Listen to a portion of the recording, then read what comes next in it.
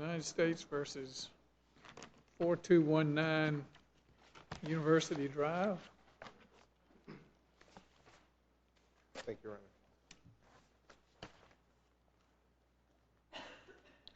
Honor. Mr. Jacobovich. May it please the court, my name is Jeffrey Jacobovitz, and I represent the appellants who are the claimants Tehran and Doigu Kavanch. The appellants bought real property at 4219 University Drive in Fairfax, Virginia, from their son, Dr. Mert Kavanch. They had originally sold the house to their son a couple of years before that. In fact, their kids had grown up in that house. They had held it for a lengthy period of time. The original transaction took place in September of 2005. The claimants then bought the house back from their son in 2007 at the same price they had originally sold it for, $625,000. Claimants then moved back into the house. Dr. Mert Kavanch, and I'll refer to him as Mert during the argument, was under investigation and ultimately indicted in 2011 for healthcare fraud. He is a rheumatologist who completed his residency at Georgetown University. The investigation of Mert Kavanch started in 2004. The government did not attempt to arrest Mert until 2010, 3 years after the house had been sold, and he was not indicted for money laundering. In fact, he was not indicted for healthcare fraud until April of 2011. The government thereafter sought civil forfeiture of the house and a PNC bank account. Thus, the Kavanches had their property for approximately 4 years before the forfeiture case had started. They could have sold that property at any time during that 4-year period. In February of 2012, the jury entered a verdict in favor of the government. Claimants will begin by addressing two issues in this oral argument.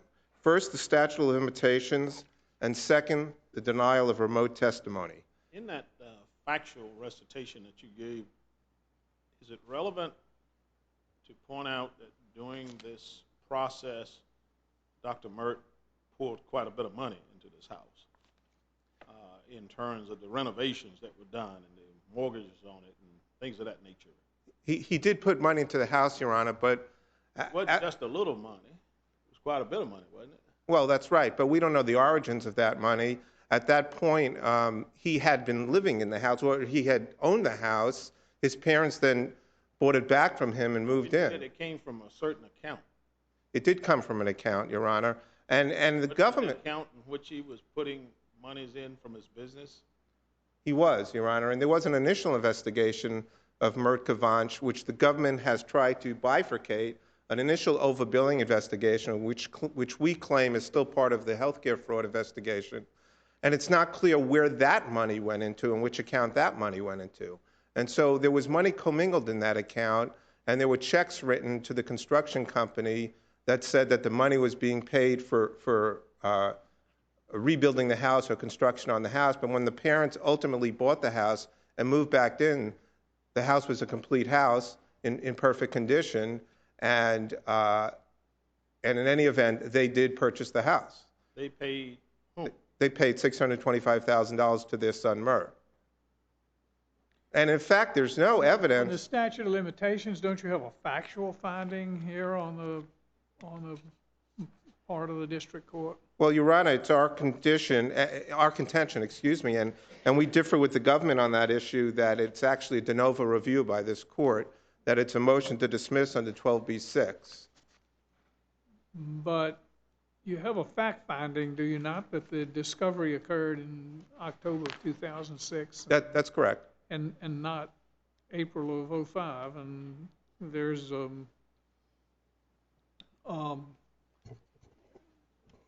basis of the fact finding was, of course, that the overprescription for patients and the Remicade fraud were very different things, and that we're talking about 5 years after discovery, and the discovery of the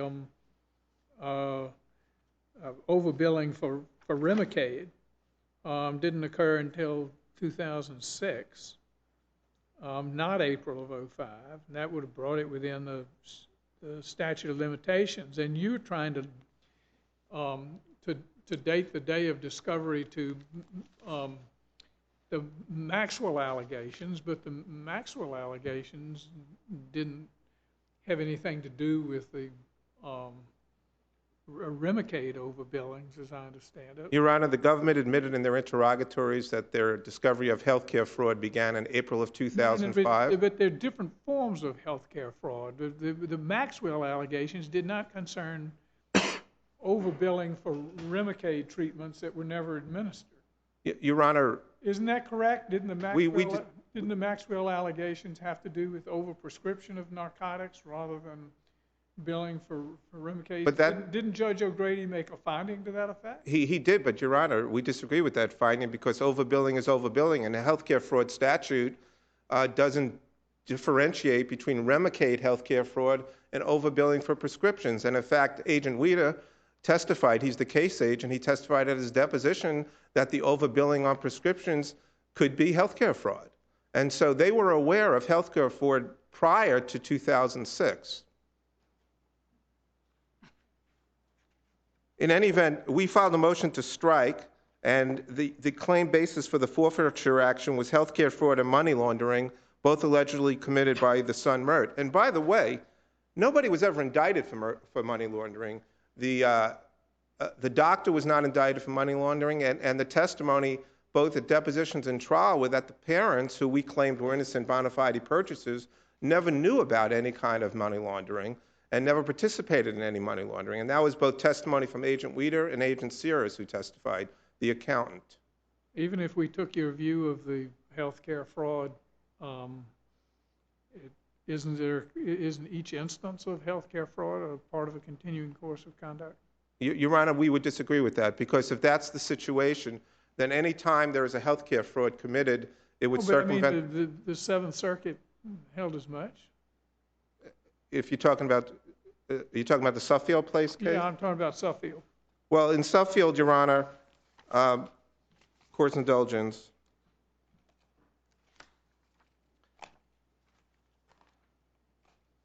there were two cases cited by the government, Smith, which I personally know something about, and Suffield. And in Suffield, that involved two separate cases of smuggling, Your Honor. They were specifically separate cases of smuggling. Here, there's one healthcare fraud scheme. And the operative date was the date that the government discovered the underlying... But look, you can have, all right, let's say, you have the Remicade fraud on the one hand, and then you have the overprescription of patients on the other. But, it's a civil forfeiture case, and the complaint was filed, and the whole healthcare fraud, which was alleged by Maxwell, which concerned the overprescription, was never once mentioned in the civil complaint.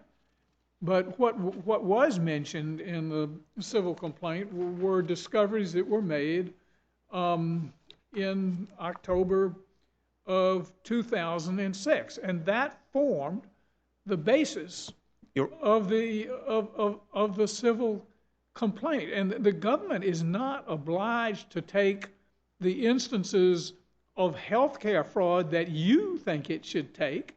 If there's a more recent example of healthcare fraud, and there certainly is in terms of overbilling patients for Remicade, and you have done that within the 5-year statute of limitations, the government is perfectly entitled to include those instances in its forfeiture action.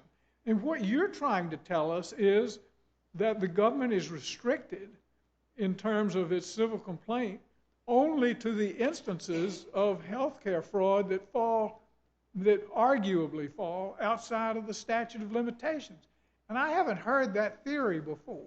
Your Honor, the overbilling... This is odd, because what you'd be able to do is anybody who wanted to keep healthcare fraud would keep on doing it and doing it and doing it, and then say, no, but because I committed this one instance of healthcare fraud that was outside the limitations period, I'm home free. And that just can't be. Your Honor, that home free act that you're talking about was referred to during the trial on 3 or 4 occasions.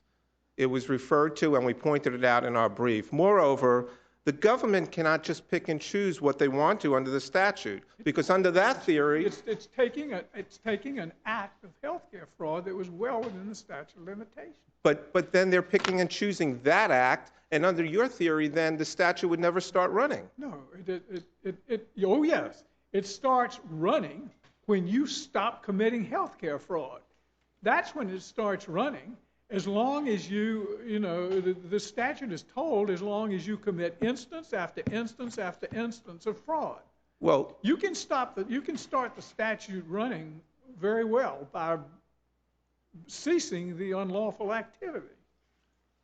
Your Honor, let me move on, if possible, to remote testimony, because my time is running here. But we respectfully disagree with the court's position, because I understand. I don't expect any good criminal defense attorney, and you're certainly one, to well, Do you have any case law authority, though, for saying that this is not a question of fact? well, we have, review, yes, we clear cited error. cases in our brief that it's a 12b6 motion. In fact, I believe the Suffield case was reviewed Right. under but de novo the date standard. Of the discovery. Excuse me? The date of the discovery is not a question of fact. Well, we cited the Sixth Circuit case. Oh, well, Well, the you Sixth mean in Circuit terms of said the review, the Circuit standard of is not in review? your favor. Yeah, I mean, the Sixth Circuit very clearly said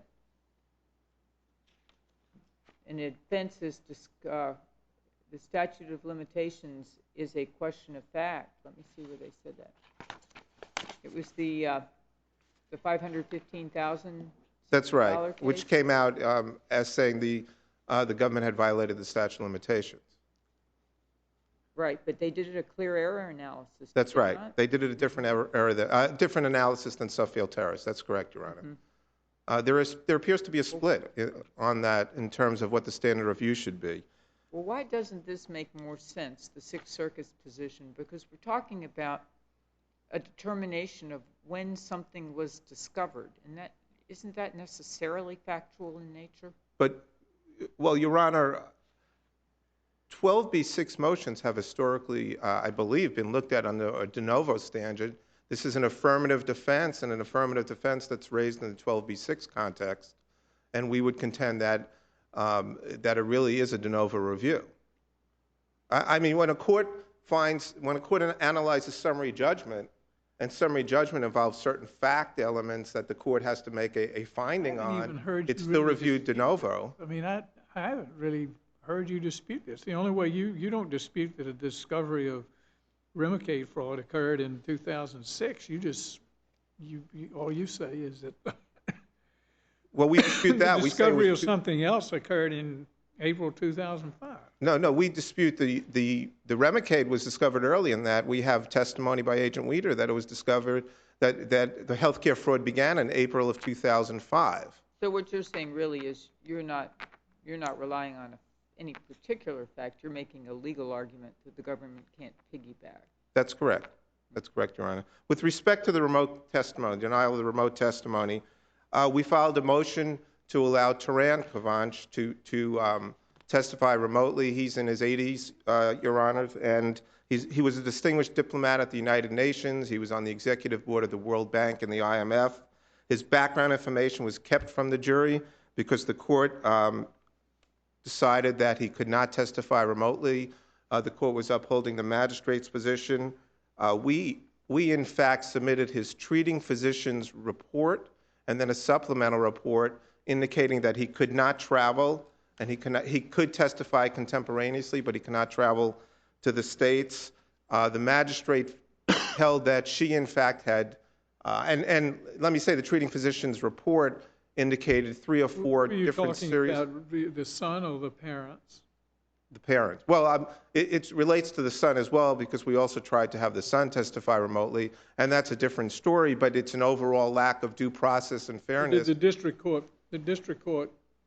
the federal rules really frown on remote testimony, don't they? I mean, they don't like it. Well, there is a trend, and in fact, if you look at the notes attached to Rule 43, the advisory notes, it indicates that illness is one of the factors that a court has to consider. The problem there is that you had a finding of fact by the district court that there was no health impediment to this particular testimony, and the cases that have found illness as a reason for not traveling have had far more compelling adverse health circumstances than was here.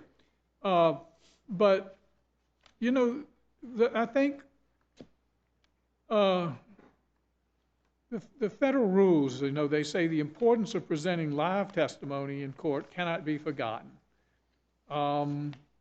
And you are the claimants here, and it really isn't, it wasn't unrealistic to expect the folks who, you know, are the claimants to appear in person, if it's at all possible, to support their claim. But it wasn't possible. I would think, but of course, at least in the case of the son, he's been convicted, and he hasn't been convicted. He's been indicted. He's been indicted, and he wants to remain in Turkey to avoid prosecution for his indictment. And he's, for some reason, a fugitive. He can't be extradited. But, you know, this is an evidentiary question.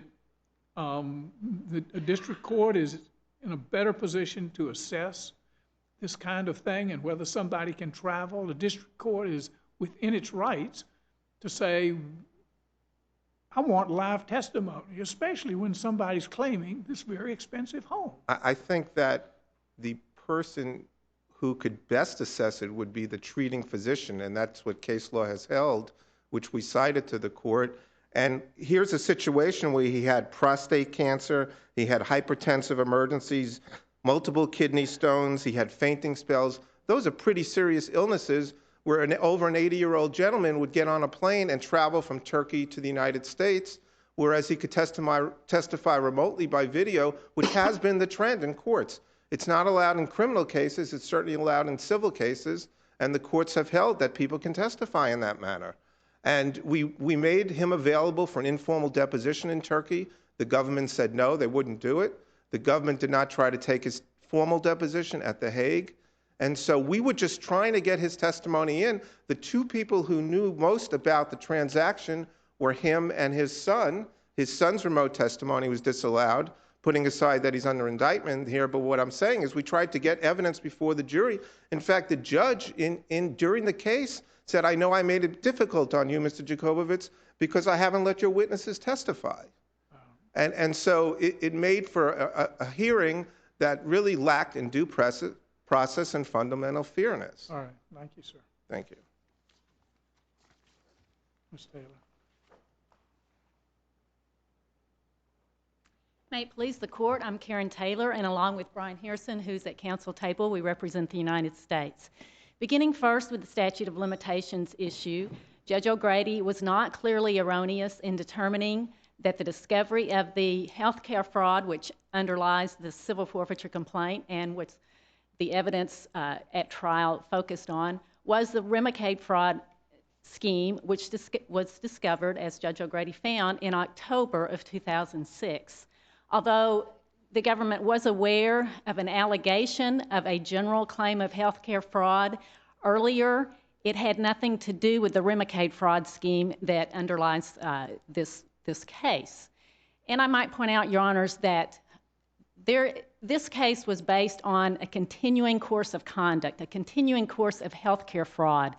It was outlined in the complaint. It was discussed and presented at trial. It was a 2-year period of time that the government focused on and is allowed to focus on, and that period was November 1st, 2005 through October 31st of 2007. So on its face, clearly the government did not violate the statute of limitations in bringing this case because the complaint was filed less than 5 years after that continuing course of conduct occurred. It was 2011 we filed the complaint, June. So clearly, under any set of facts you look at here, the government was well within its rights to bring this civil forfeiture case, and it did not violate the statute of limitations. Judge O'Grady was correct in his analysis. Turning now to the, How long was the jury trial in this matter? it's about 3.5 days, Your Honor, 3.5 days. in February of last year. Yes, Your Honor. Turning now to the question of the remote testimony and whether or not Judge O'Grady abused his discretion in denying that request. He did not abuse his discretion. The rule 43A says that only in compelling circumstances with appropriate safeguards should someone be allowed to testify remotely. And as the court recognizes, this was the claimant that wanted to testify remotely. His credibility was a key issue here. To allow him to testify over in Turkey. Well, I think the claimant is a non-starter for the other side. I mean, he's hiding out from indictment. I know. But what about... no, the claimant was... Oh, the claimant was the father. The father. I got the father, confused. yeah. Yeah, what about the father? I know we shouldn't be micromanaging the district courts. I know that's a problem if we start saying who can come and who's sick and who's not sick. But he's saying that there was a large body of medical evidence in terms of problems that this older man had. What would have been the harm? You're just saying judge could have allowed it, but bottom line is there's no abuse of discretion? Actually, I think he would have abused his discretion if he had have allowed it, because the circumstances were not compelling. Because as Dr. Ponce said in his letter, he could have drank water for his kidney stones. There are wheelchairs in airports. He wouldn't have to worry about fainting. There really were not compelling circumstances here. And I think it's important to remember that with that rule, credibility is also a factor. And we have someone who wanted to testify remotely who had submitted 3 different affidavits saying 3 different things about how he supposedly paid $625,000 to his son. Saying that's an appropriate consideration for the yes, court. Yes, it was an appropriate consideration because... Okay, thanks. All right. So going to the next issue, which was the remote testimony of the son, which was really, as Judge O'Grady pointed out, if he would have allowed that, it really would have made a mockery of the American justice system. I think you can skip that one. Okay. All right. I will... Are there any further things you have? Because you've got these in your brief, and those were the 2 issues that your opposing counsel brought up, and you've responded. If the court is satisfied, I will conclude. Let me ask, Judge, do you have any questions? We have no further questions. Okay, I urge the court to affirm this case. Thank you for your attention. Yes, sir. You have a rebuttal time here. Just a brief rebuttal. In terms of questions and argument raised, we do believe we raise compelling circumstances for the father to testify remotely. And the reason we brought up the remote testimony of the son, who's the doctor, who, by the way, is not convicted, and plenty of people go to trial in criminal cases and are acquitted, and he raised meritorious defenses in a letter to his attorney and affidavits that we weren't allowed to put in front of the jury, but it's in the record. You say that somebody who's avoiding indictment... Well, when he left the country, it was 4 years or 3 or 4 years before he was indicted, and he allegedly left to do his military service in Turkey. He had lived here all his life, but he also had Turkish residence, Turkish citizenship, and he left at that point. He was not under indictment. He was free to leave. He wasn't fleeing. He was free to leave. And he just hasn't come back, putting aside the fact that he was indicted. But if you put that together with the fact that his father wasn't allowed to testify, critical facts were withheld from the jury. And the father... all of the cases have said that where remote testimony is on the part of a party, and here it is the central part of the claimant, that it's particularly, the quote is, it's particularly detrimental where it is a party to the case who wants to participate by video conference, and his personal impression is a critical factor in persuasion. Well, I'm sorry. That's the, that's the thing. This is not, this is someone whose credibility, personal credibility, is absolutely crucial to the case. But the courts, Fourth Circuit's allowed video conferencing in immigration deportation proceedings where the person is about to be deported, an immigrant who's being deported. What can be more valuable than that in terms of live testimony versus video testimony? And the court allows it because video testimony these days, in terms of the trend, is just as is the equal of live testimony. And we were willing to put it forward, and the government could have taken his deposition and could have avoided this whole problem, and they just didn't do it. And what they were trying to do is prevent his testimony from coming before the jury. In terms of there being no harm that the government has, or excuse me, that Judge Keenan had mentioned, there is significant harm here because the harm is of the claimants not being able to put forward their defense of being innocent bona fide purchasers of the property. There was no evidence put forward by the government that they were aware of healthcare fraud, that they were aware of any money laundering. The burden shifts to the claimants to show that they are innocent bona fide purchasers, which they would have put forward and been able to put forward had they been able to testify, but they weren't able to testify. You know, this is a matter it's an evidentiary matter. It's right at the very heart of the district court's evidentiary discretion. He's in a much better position to evaluate the health situation and the severity of it and the medical testimony than are we. And it wasn't, how could it be wrong when the federal rules say there have to be compelling circumstances to go without live testimony, and that live testimony is definitively favored. I mean, the federal rules, that presumption is overcome only through compelling circumstances. But where's the harm here? Where's the harm if he testified, he's subject to cross-examination, the jury sees him on video, they could assess his credibility. In terms of the affidavits that the government just raised, the judge didn't take into account anything related to affidavits that were filed in the case. The judge looked at the hired gun doctor hired by the government to file an expert report to essentially convince the court that the treating physician's analysis was wrong. But we cited cases to the court where treating physicians should be held to a higher degree than a hired expert by the government. Well, there are two things about that. Number one, treating physicians are treating physicians, and they're certainly deserving of respect in that way. But treating physicians also give testimony that is highly to their client's advantage, and it's up to a district court to assess the advantage and perspective that a treating physician has versus the fact that they do tend to give testimony that is highly advantageous to the position of the person whom they treat. And it's a balancing act as to the weight to be accorded that kind of thing. And you know, we've talked a lot about advantages of district courts in assessing testimony and trial management.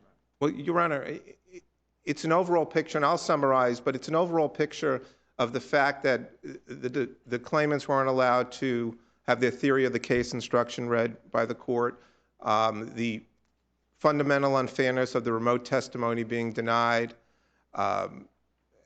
the the statute of limitations argument being denied.